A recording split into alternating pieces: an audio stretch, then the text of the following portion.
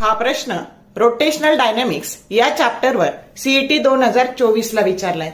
3 rods of equal length capital L and equal mass capital M are connected as shown. The system is rotated such that the rod B is the axis of rotation.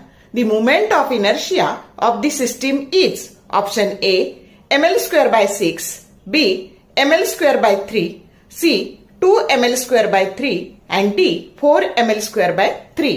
तर आता आपल्याला आधी हे माहित पाहिजे की हे जे 3 रॉड आहे आणि ह्या 3 रॉड मधल्या बी ऍक्सिसच्या भोवती आपल्याला मोमेंट ऑफ इनर्शिया शोधायचंय.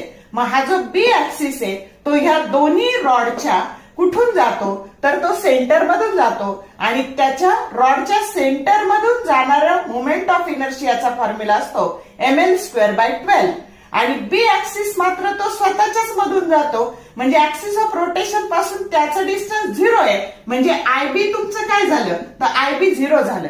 मग आय ए हा या ए रॉडच्या सेंटर मधून जातो म्हणून त्याचं moment of inertia ml square by 12, सीच्या पण तसंच म्हणून ml स्क्वेअर बाय 12 आणि आयबी मात्र 0 आणि मग टोटल मोमेंट ऑफ इनर्शिया काय झालं तर या दोन्हींची जर बेरीज केली तर ती येते ml स्क्वेअर बाय 6 की जो करेक्ट ऑप्शन ए आहे. एवढा सोपा प्रश्न सीईटी 2024 ला पडलेला होता.